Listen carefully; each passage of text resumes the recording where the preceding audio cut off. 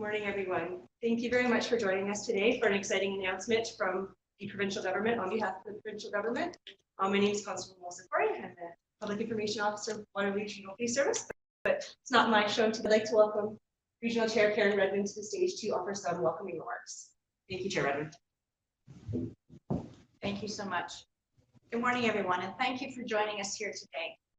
I would like to acknowledge the land on which we gather today is the traditional territory of the Haudenosaunee, Anishinaabe, and we acknowledge the enduring presence of the Indigenous people with whom we share this land today, their achievements and their contributions to our community.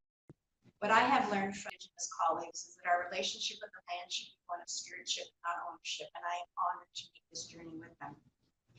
On behalf of Regional Council and Police Services Board, I want to begin by recognizing the outstanding contribution of Chief Brian Larkin to this community. His vision and passion for local policing has been a huge asset to this community. Under his leadership, we have seen important culture change and more locally, as well as across the province and the country. Chief Larkin has also been a vocal champion and mentor to so many local causes and organizations. I continue to be impressed with the leaders who are emerging and being empowered throughout our service and within our community. Chief, I thank you for your commitment to excellence and best wishes for the future. As chair of the task force on policing for the Association of Municipalities of Ontario, I know the community safety and well-being, mental health and addictions, as well as human trafficking and gang activity remain core challenges across our province, our community, and as a local police service. Waterloo Regional Police Service continues to find new ways of engaging with our community, delivering exceptional service and monitoring operations. This includes how it responds to calls, engages with the cyber realm, and addresses hate-motivated crimes. As we grow, it is important that we continue to advance these priorities and partnerships across our community. I would now like to welcome Mike Harris, MP for Kitchener-Conestoga, with some great news for our community and WRPS.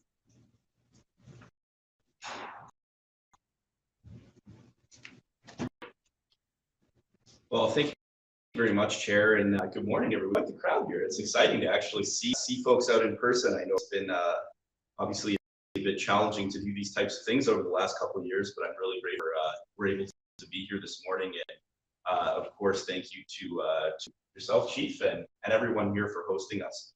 I'm really glad to see my municipal colleagues from Kitchener, Cambridge joining us as well. Mayor Barry and Mayor Catherine, who are going to speak a little bit later to talk about what this announcement will mean for their respective communities.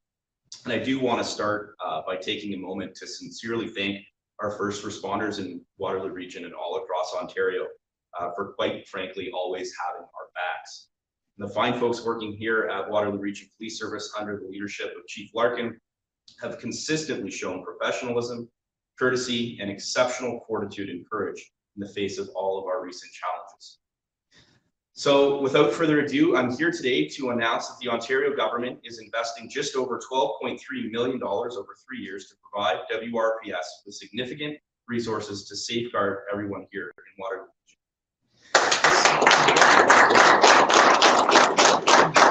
This fund is part of Ontario's $267 million investment in community safety and policing grant program for initiatives to combat crime locally.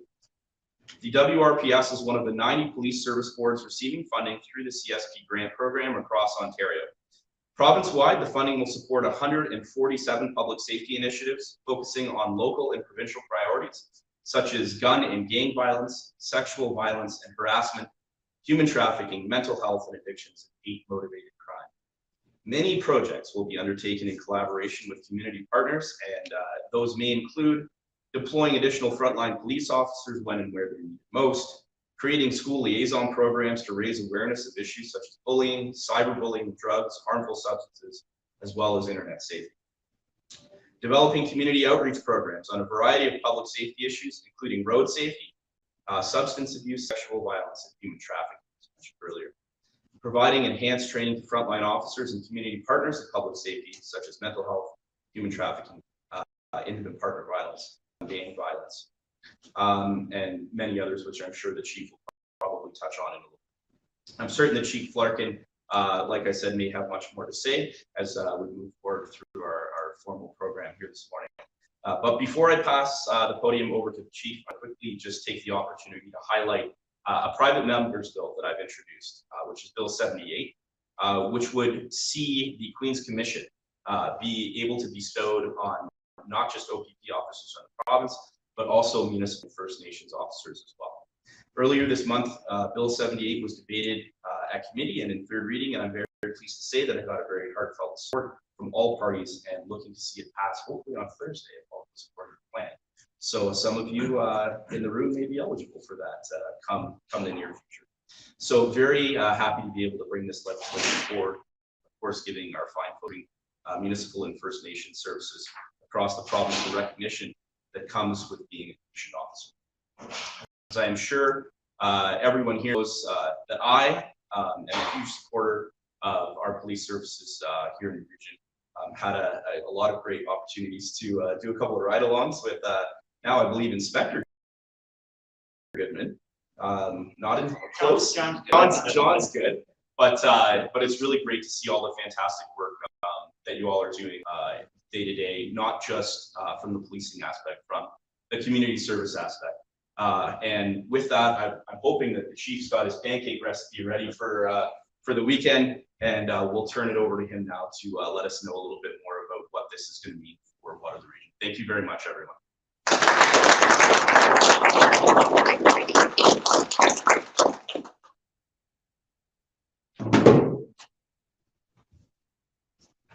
Well, good morning, everybody, and bonjour à tous. Welcome to the Waterloo Regional Police Headquarters, and I'm so very pleased to welcome all of you to our police headquarters. I'm pleased and very proud to be joined by Deputy Chief Mark Crowell, Deputy Chief Shirley Hilton, Staff Superintendent John Goodman, a number of members of our leadership team, and I'm also very pleased to welcome many new employees and members of our organization, including new recruits, as well as new 911 communicators, finance and support staff across the organization. It's amazing to see all of the amazing people. And I often have a saying in our organization that the future is bright. And it's bright because of the amazing individuals that we recruit and we welcome to our organization, but also that we continue to invest in. Chair Redmond, MPP Harris, Mayor McGarry, and Mayor Verbanovic, I want to thank you for taking time out of your busy schedules to join us in our police service and our police headquarters, where so much amazing work happens day in and day out. As Chair Redmond and MPP Harris alluded, the last couple of years have been challenging as we continue to live and learn to live with the pandemic. We deal with calls for transformation and evolution of policing.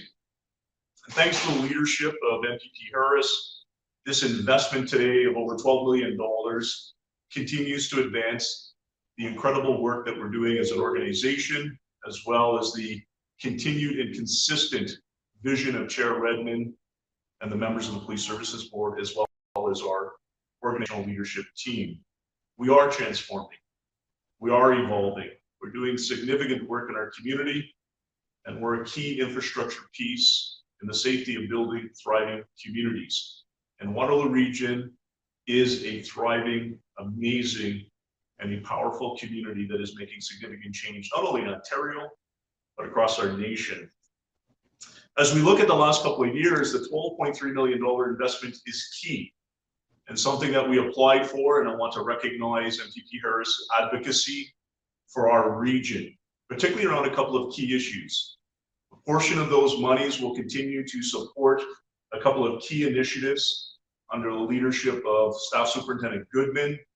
That is our DART team, our Direct Action Response team, that provides enhanced visibility, enhanced policing to our downtown and our up cores, to key areas requiring significant police investment to build stronger communities, tied with our community engagement and well-being unit. And so those monies over the next 3 years will fund more than 45 frontline police officers who every single day are making a difference in building and strengthening communities. Not only about enforcement, but more importantly about relationship building, mentorship, proactive work to ensure that everybody has an equal opportunity in our community to succeed and thrive. The other large portion of this money will also invest in a new approach and a new program and a pilot project in our communication center. And it will add a mental health clinician to actually triage and manage all incoming mental health calls for service, so that we ensure that the individual who's our citizen, who's a friend, who's a mother, brother, sister, has the right access to the healthcare system, that we're able to get. And so that mental health clinician, funded by a large portion of this investment, we hope to see a reduction of more than 20% of demand on policing. And that's really actually significant. When you look in the last 395 days, our members have responded in more than 2,123 attempt suicide calls, an increase of 5.4% year over year. We know that the pandemic's been hard. We know that people need support. And what a better way to do that through appropriate call diversion, call support, and reducing the demand on policing. It will also allow us to manage effectively the more than 3,575 calls for service that we've had over the last 309 days, responding to those in need of mental health support. Mental health matters in our community, and it's not a singular issue. We need to do it collectively, together as one, working in partnership with all stakeholders. And of course, from a policing perspective, we want to transition those that require help into the right areas. And so this funding is significant.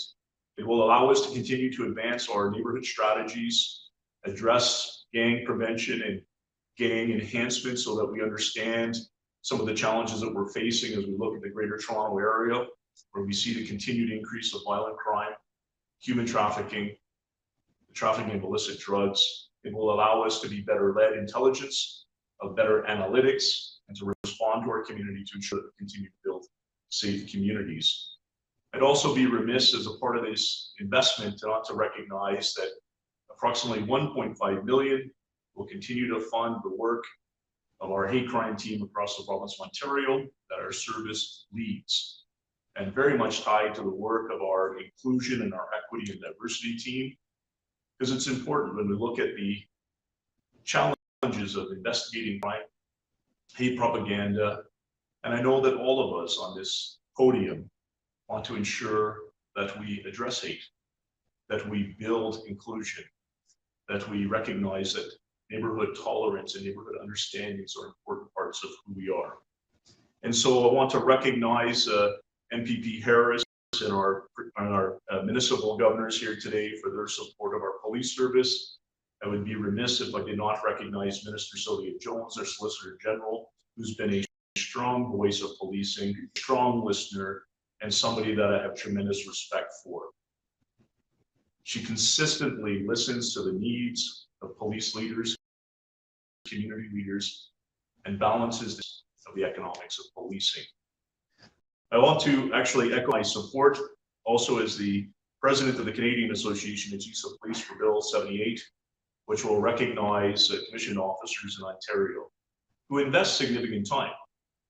And, you know, in front of me, I'm joined by Staff Superintendent Goodman, Inspector Boucher. All of them have invested significant time in enhancing their leadership skills, devoting significant time to making our organization, our communities better.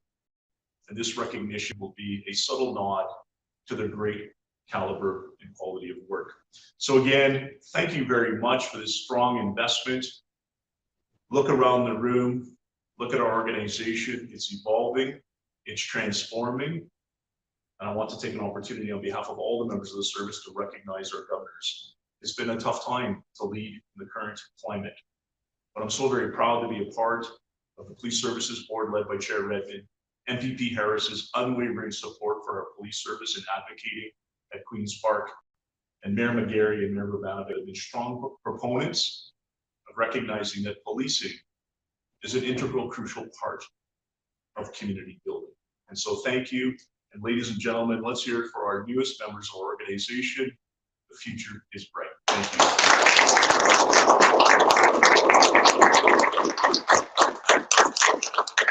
One other task that I almost missed, with great privilege and pleasure, I'm proud to introduce the Mayor of Cambridge, Her Worship, Mayor Catherine McGarry.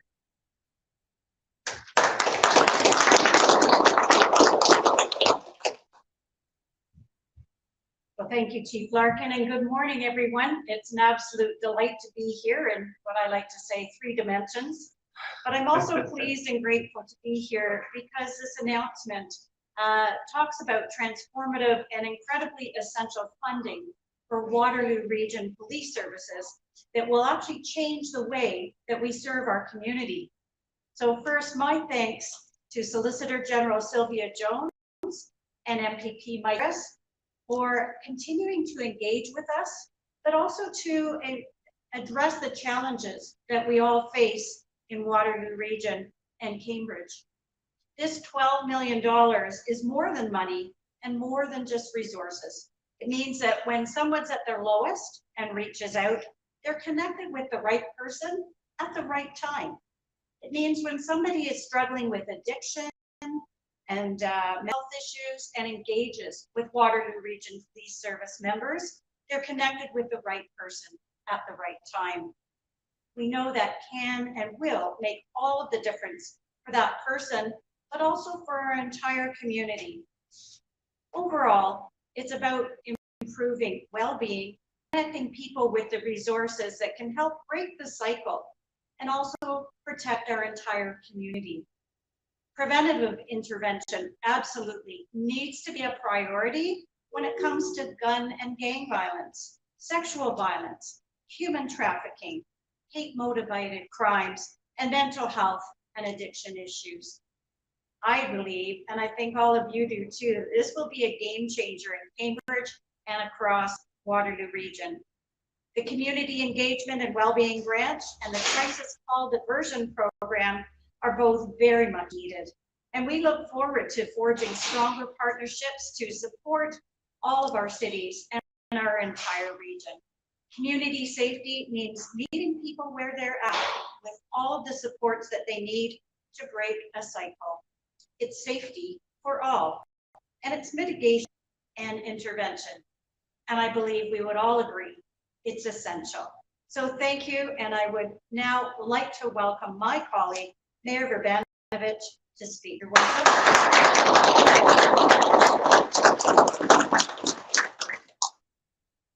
Well, thank you very much, Catherine, and it's a real pleasure to be here with all of you today. Chief, thank you for welcoming us to your work home, and it's so great to see so many of you who represent the hundreds of men and women, who uniformed and non-uniformed, who work for the Waterloo Regional Police Service, and as has been said by my colleagues, have really worked diligently over, well, for more than the past 2 years, but in particular the past 2 years during the challenges of the pandemic and everything that our society has been through. You have been here tirelessly 24/7, 365 days a year, serving our community. And so on behalf of myself and my colleagues in Kitchener, I wanted to say thank you to all of you.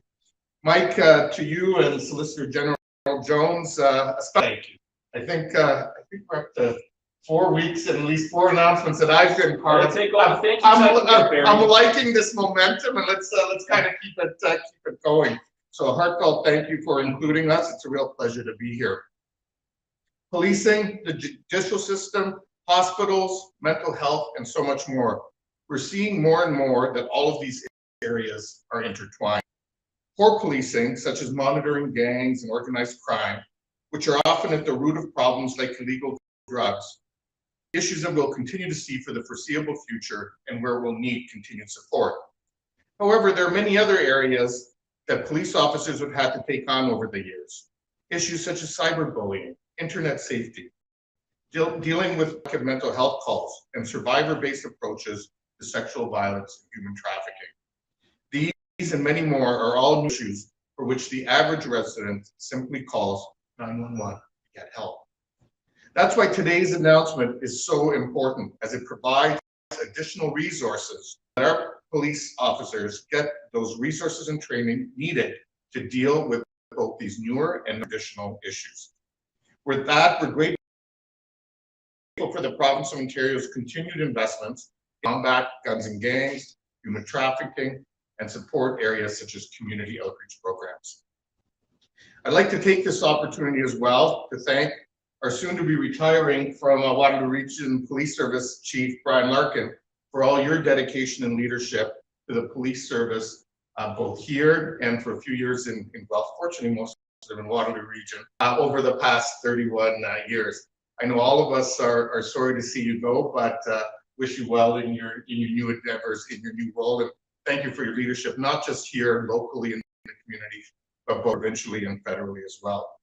Chair Redmond, I'd also like to thank you and the Police Service Board for the leadership that you have provided during these past few years in particular, and all of the members, as I said, of the service, in particular deputies Ellen Hilton for your leadership throughout this time. Being on the front lines during regular times can be tough, but during a pandemic, it certainly has made policing much more complex. So thank you for all that you have done and for all that I know you'll continue to do in the years ahead. In closing, I'd like to once again thank the province of Ontario, Solicitor General Sylvia Jones, and most important, local MPP Mike Harris and his staff for all of their hard work and for all the work that I know you will continue to do on behalf of our entire community. Thank you very much. Thank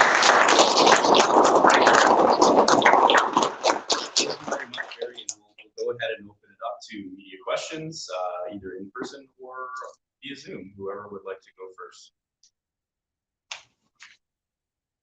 Going first. Okay. I'm going to go first. Break the ice. Okay. So out of the money that was invested through the whole grant program province-wide, I mean, how did the decision come down to the just over 12 million figure that came here, and in particular the 9 million to the community program? So these were all application-based programs that have come in over the last little while. Obviously, they're judged on their merit, what needs focus here, and prioritize the community. But maybe, Chief, I don't know if you want to touch on anything particular in regards to what's happening. Yeah, thank you so much. As you're aware, the Police Services Board has a 3-year strategic services plan that sets out the roadmap and directs the chief and deputies and the leadership team and the organization of our roadmap. And particularly, we've been doing a lot of internal reflection on how we provide policing across our neighborhoods, across the uniqueness. We're still very much an urban, yet also have a rural community. And we were looking at what is driving violent crime, property crime, what are driving some of the challenges that we're looking at. And when you look at feedback from our citizens and through surveys, et cetera, there's a couple of key pieces. I know that Mayor McGarry deals with some significant challenges around wellness and addiction, particularly in the Cambridge core of Galt. Mayor Verbanovic deals with significant social services and homelessness and challenges of wellness and addiction in the downtown core, despite significant efforts for all of the work that we're doing. And then we've also seen a transition with shelter care in uptown Waterloo and the surrounding area. And we look at what drives our calls for service. How do we make a difference in the lives of people? And so our amazing leadership team looks at the board strategic plan set out by Chair Redmond and the board. We look at what's driving our call demand, look at how we can make a difference. And one of the key pieces, when you look at that in the last 395 days, that, you know, more than 5,000 calls for service uniquely built on mental health. But that just scratches the surface. It doesn't talk about the shoplifter that may be suffering, you know, it may be committed a crime of shoplifting, but the reality is the underlying piece is, you know, food insecurity, an addiction, or trying to support themselves or support their family in some of these economic challenges. And so when we, under the leadership of Deputy Crowell and Deputy Hilton and staff Goodman, one of the things we've looked at is how do we actually provide and engage neighborhoods in a different approach, but in a regional approach, because we're seeing that the issues move across our region. We're seeing even in our rural areas, the impact of overdose, calls. And so we redesigned and redeveloped and presented in the fall of 2020 and 2021, a transition plan around community engagement and well-being. And so how do we deliver services to the neighborhoods that we serve? And so we have 45 officers that we reassigned internally that were doing some of those functions into a more centralized function. And then, of course, when we look at the demands around mental health, policing never set out to be the primary responder to mental health calls for service. But over time, based on policy adjustments and pressures on healthcare systems and pressure on other systems, policing became the default 911 call for service. And we looked at, you know, our roadmap, we looked at demand, and we looked at, you know, the future. And the reality is it's not sustainable, but it's also not the best approach. We want to get people on a right path. We want to open doors so people and our citizens can succeed. And so the crisis call diversion was one of those pieces where we, you know, out of those 5,000 calls for service, if we can reduce 20 to 25%, which is our projection and our goal, that will also allow significant time for policing to do other priorities, to serve our municipalities and our townships in a different way. We'll find time in the system, but ultimately the citizen gets a better healthcare approach, a healthcare-centric approach.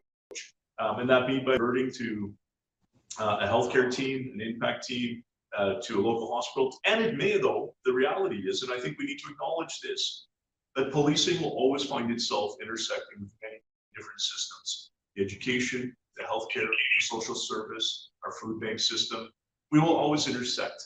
And the reason why we'll always intersect is because 24/7, 365, we're at the heart of community building.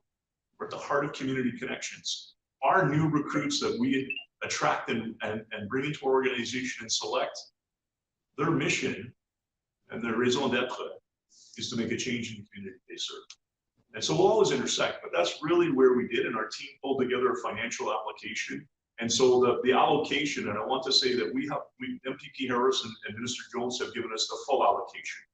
What do we ask for? The government is providing us. And so we cost out all the equipment, we cost out all the, if there's software licensing for smartphones, etc. The government will cover not only salaries, but also some equipment costs. And so we're very excited as we roll through here. And so that's how we get our allocation, but I want to be clear, the allocation that we're getting is 100% what we asked for. I don't know how you could have a follow-up. But did you have it? That was pretty good. That was pretty close. Anyone else? If there are any media on the call, just raise your hand. Who would have thought? Higher. But it works great though. That's good. Yeah. Going once, going twice. Yeah, we got a thumbs up. I think we're good. Okay, awesome. Thank you so much, everybody. Thank you.